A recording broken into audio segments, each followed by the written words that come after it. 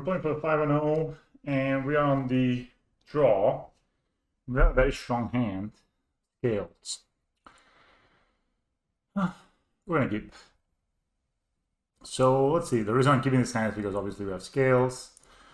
It seems that our opponent is playing as percent. It's probably hammer. I'm just gonna play the scales. I'm just gonna let them draw a card. That's just life.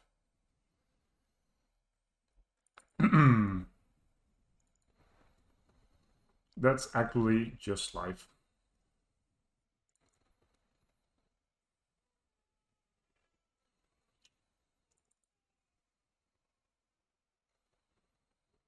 Yep. So probably gonna play the Ravager and the Saga here. I'm gonna aim for turn 4 kill. So the reason I'm playing the Ravager is I don't want to let them draw 2 cards right now. And they're probably gonna make a construct right here. Playing it's Hammer time, almost for sure.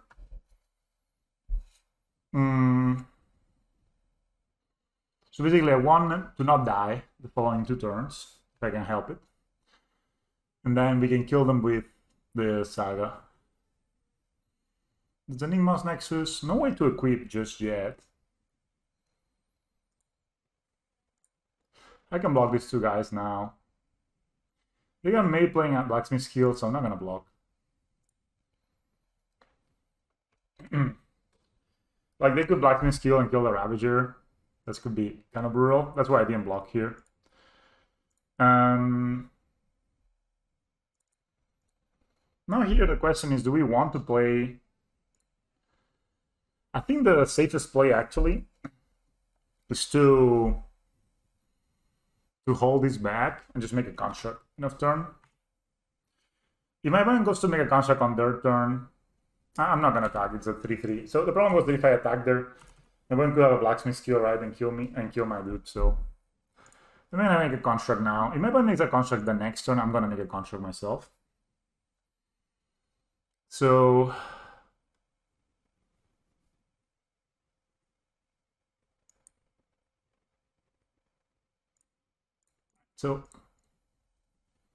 unless they find an ornithopter of the Saga, should be fine. To win, I mean.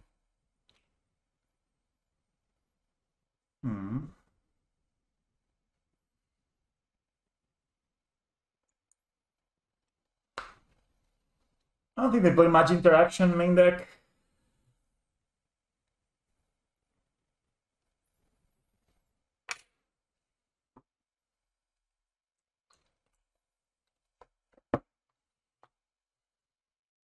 So let's see.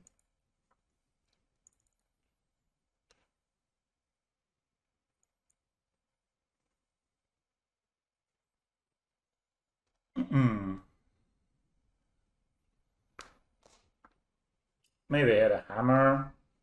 I don't think they play Pity Neo main deck. Ginger Bruto. Okay. Saga number 2. I believe unless they have only top in hand with 1. Sure. No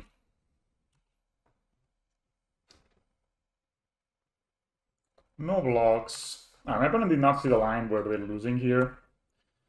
And so that's awesome. Let's show it to them.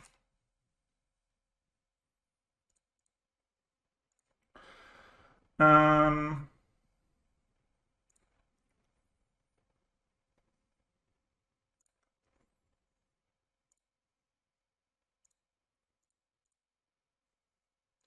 gonna do this just because this way I can pretend that it didn't have lethal before. I always like to do this play. Obviously they were dead anyway, but this way they're not learning. Maybe they misread and they think that actually I had lethal because of the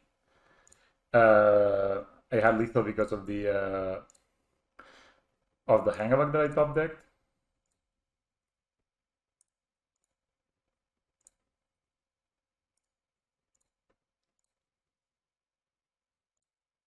obviously here, if they knew the matchup better, they could have played the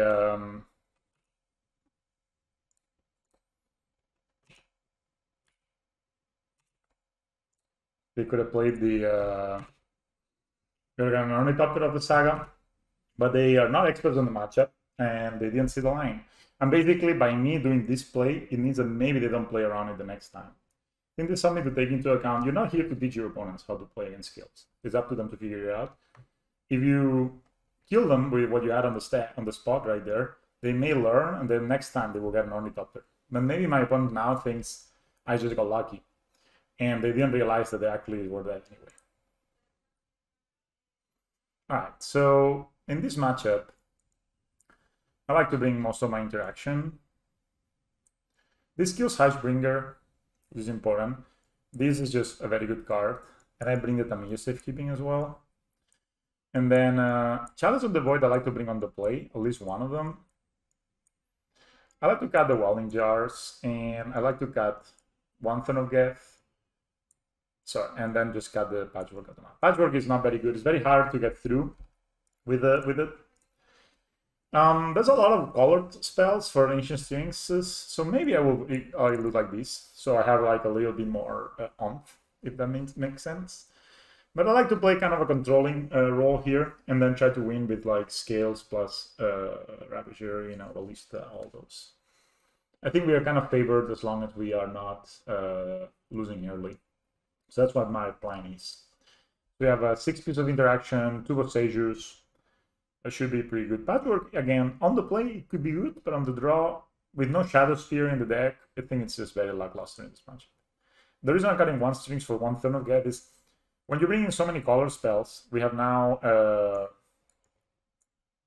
sorry, I'm just gonna let MTG account for me.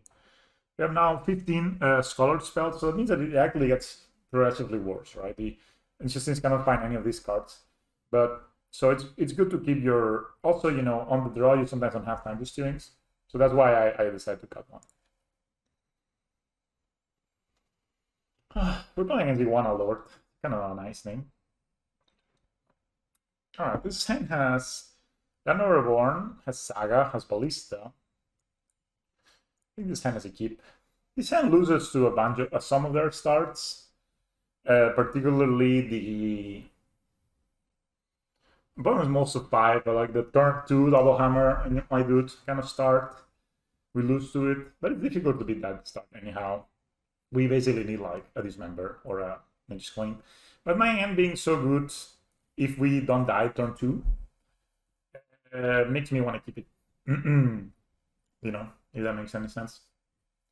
That's small to 5 means that they basically need land. They need 2 lands, 3 out of 8, 2 hammers, and an Ornithopter. So they need to top deck one of the pieces. It's not that likely that they do that. And it's more likely they will start with like a Esper Sentinel here. But they have 3 out of 8. They have the Mem Knight. We do have the Nature's Claim. And we're not gonna take any risks here. Now we're just gonna claim the 3 out of 8. My opponent has moved to 6, moved to 5, There's no need for us to be stupid here and get caught up doing something bad. So I can play the Reborn, follow it up with a Spindly Drum, and then play Ballista next turn. I think that's going to be my play. It loses to lands, here as a double hammer, but they just don't have that many. Let's play the drum. Next turn we can play Thorn of Geth and Walking Ballista, which is kind of nice.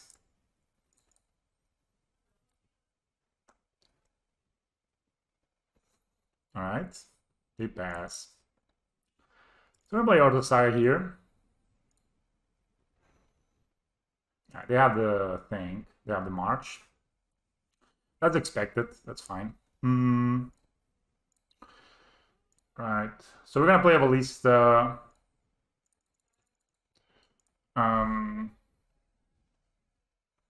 Put the, basically graft on this. They have another march, but that means we're just gonna kill this. I mean, actually, yeah, they have another march, actually, funnily enough. They get a very reactive hand for being on the play.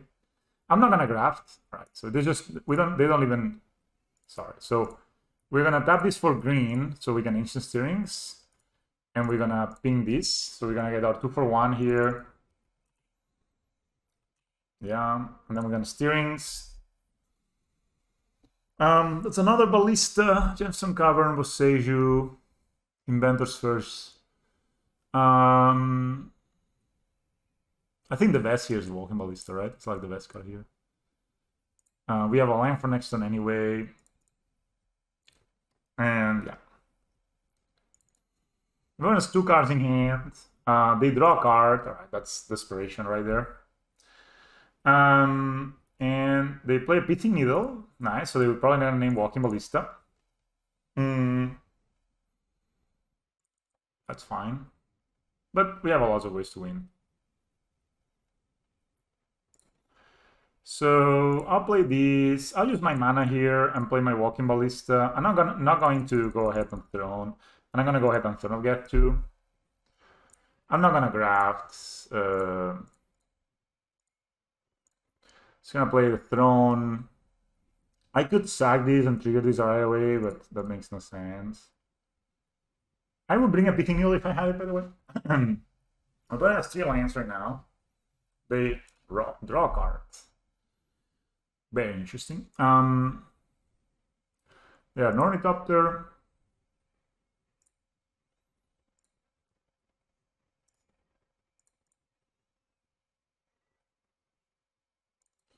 Set the Mio Safekeeping, a very nice draw. We can play the Osilis and just make a tokens end of turn. It would be nice to find a way to answer this. You're still Paladin.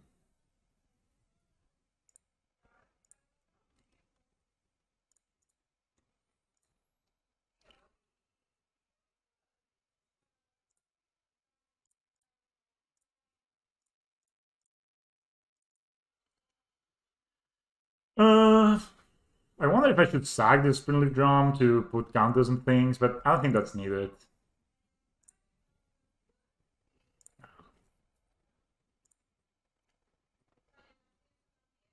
Alright, that's a good draw. I don't think I'm gonna make another construct actually. I'm just gonna look for Zabaz, I think. Say no. And then we're gonna tap here.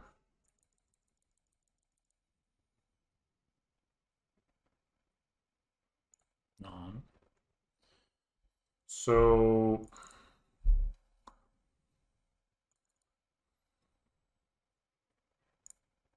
I can stack here, proliferate these, but I can also just stack here, put here a counter. I don't love stacking this guy. I could also sack these, put counters, counters, counters.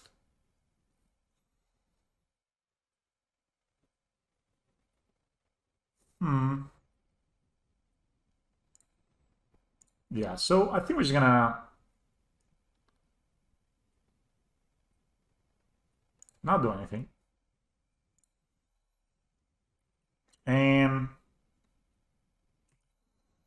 we're gonna attack with this too.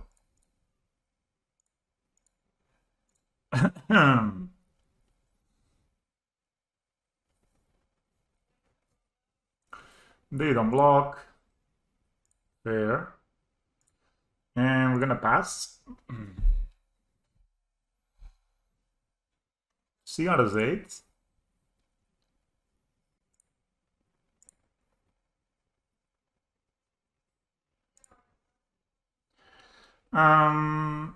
Should I sack? I could sack this, make a top tier. It's not the worst.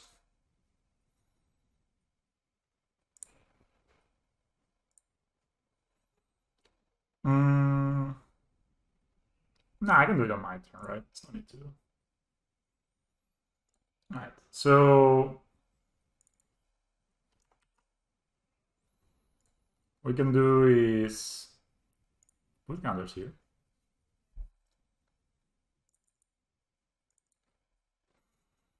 Mm-hmm.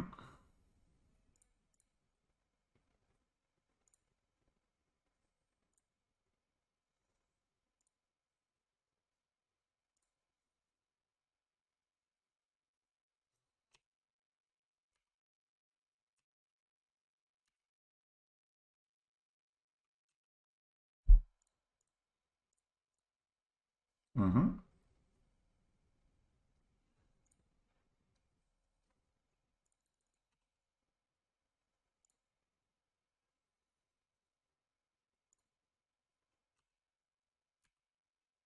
So we're gonna just attack with these people.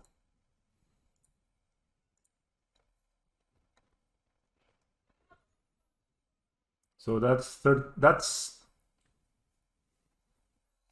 almost lethal. All right, they conceded 5-0 people, easy. When you take your time to string your lines, it seems that you get actually better at the game. That's pretty cool. That's pretty cool. Let's just take a screenshot like this. We played against a lot of very strong decks. All right, so yeah, this game was just over. There were like so many ways. We had the Tamillo. I mean, they had to, even if they found a hammer, they actually just dead, right, on this attack. So they actually had to chomp. At least they have to put the Ornithopter here. That means that, like, okay, unless they have double hammer and even hammer and Soga, like hammer Shadow Spear, we make this a 13, so we're not dead, and we just can kill them on the crackback, right? So maybe I play this game a bit more clean towards the end, but just this top deck Nature's Claim was just great. I don't think it actually had a hammer, funnily enough. Because they got to 0 cards at some point, so I don't think they actually had a hammer. Else they could have played it here and equip it, obviously. And so I think we just, like we were lucky to last Nature's Claim, but we're gonna win anyway. My opponent moved to 5, and that's what hammer does sometimes. They move a lot more these, and they kept 2 marches, but we played kind of nicely around them by letting them march 2 things that didn't really matter. And when they marched the Ballista, we were able to ping the Mem Knight. I think that was kind of over. The game was kind of over from there. You have to, my plan was to go turn 2 Ballista with a graph, which would have been strong. But sometimes when you see this juicy Cigadas there, this is the most important card in the matchup. It allows them to play at instant speed. We can do a lot of stuff at instant speed with Arbon Ravager, Walking Ballista, and Hangar Walker, Turn of Gas, Avast. But they are not allowed, they actually don't have anything that is instant speed except Stoneforge Activation, I guess, and Cigadas there. So Cigadas is one of the best cards because it allows them to just play at a completely different level, basically at a completely different speed, which is at instant speed, right? Compared to just having to cast their things as sorceries and you see them coming and you block. So that's why when I do the Nature's Claim, I snapped claim the Cigadas 8. They also play Blacksmith Guild. They also play sometimes Spell Pierce. This was mono white, so they were probably playing Blacksmith Guild instead of Spell Pierce. And that means that they can protect this, right? So if, like, imagine my opponent untaps, plays a land, plays a hammer to put it here, I go claim the Cigadas in response, and my opponent like Blacksmith Skills it. It means that I'm dealing with an 11-11. I'm at 9 life right now, and even though my opponent doesn't have any cards in hand, the game becomes very, very difficult. But just claiming it right away means that you actually get the chance to actually get lucky, and you get the chance to not have to deal with instant speed stuff, and then you can play with your instant speed stuff. Let's look at the deck list real quick, just as a finisher. So I guess we can, since I haven't trophied in a long time, we can open the chest for celebrations. Let's see where we got something nice. There's an Ulamog. There's a Kalitas, which I think is not the cheapest. There is a Denic, an Absorb, a Shivan Devastator. That's pretty cool. I don't think that's very expensive though. Maybe you can try that in skill someday. Pana Cleansing. Another Yavimaya. I just keep opening Yavimaya. And 30 play points, which is not the worst. That's not the worst. So I think the deck list performed really, really well. I think that I liked everything about it. I really would like to play a fourth welding jar somehow, either for the Throne of Geth. Throne of Geth was kind of nice, so I wouldn't cut it. But I would love to play fourth welding jar. It seems to be relevant in almost every matchup we played. I don't know what I would cut for it. You could maybe cut something that I would be interested in trying would be something like this. Play the fourth welding jar and play only 2 Auxilies. This is something we could try. I'm not saying this is the correct line. I'm just saying this is what I would like to try. Then one thing that some people have been suggesting. So this is 4, 8, 10, 11. It's a bit low. So is to play Power Depot, because there's not a lot of these enchant effects right now. Play a couple of Power Depots, because they actually stronger maybe than January Reborn. Not super sure about that. It's something I'd like to try to test out a bit more. The card that I'm a bit down on is this Inventor Sphere. I think this should be another green source. This seems to be a bit too lost in the sauce, to be honest, to be able to work. I mean, I'm sure it's good when it works, but it's likely that sometimes you will have this card and you wish it was a green source. And I think the green source that we will be going for is just another. I know this is unexciting, but this is what I would probably be doing. Regarding the sideboard, we didn't really use a lot of these cards, but I would definitely play a Needle instead of a Torpor. It just has a higher application. I've been enjoying having a Void Mirror instead of Chalice, but I can see the appeal. But this would be my sideboard, I think. I wouldn't touch so much of it. I think, so if you want a quick rundown, this is obviously for creature decks or Hammer and stuff. Nature's Claim is also for Hammer and Amulet and all those. The Music Keeping is for the Exile-based removal. It's not so much Exile-based removal, but it's nice. It's also good against Burn. 2 Chalices. People say they're better to play 2 Chalices than to play Chalice and Void Mirror. I guess they can always Hardcast the Force of Vigor, right?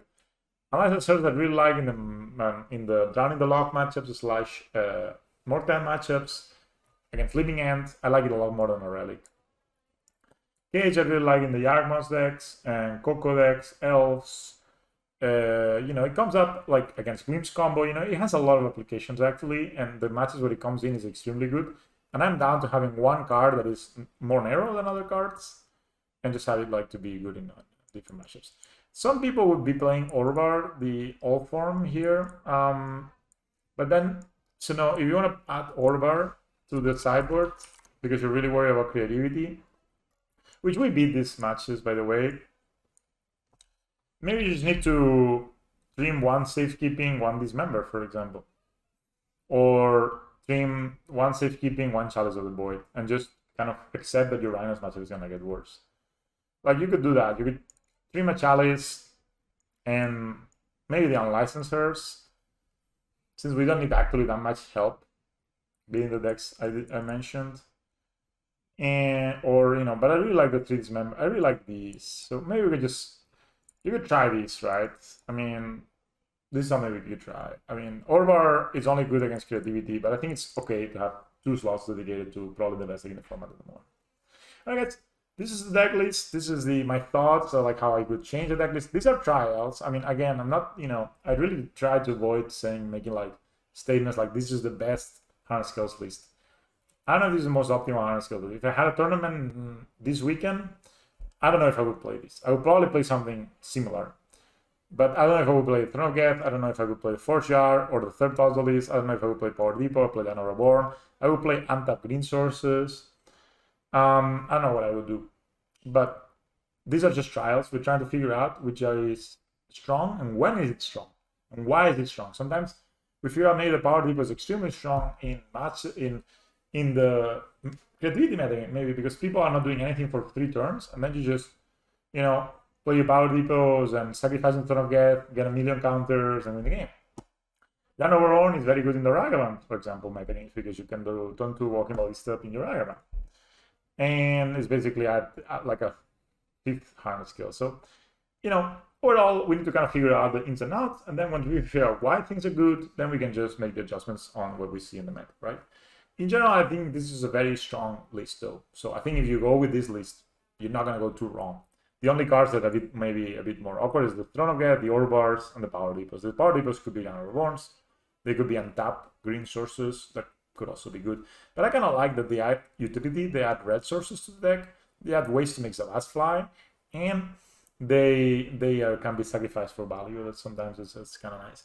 I think the Inventor's Fair was a bit lost in the sauce, especially with so few green sources already. And I really like to play the Force Things for Jet for Patchwork. I think this works very well altogether. Anyway, guys, thanks a lot for watching. We 5-0'd. Me and Sari, sponsored the first trophy of the stream. This is awesome, and thanks everyone for watching, and I'll see you in the next one. Bye.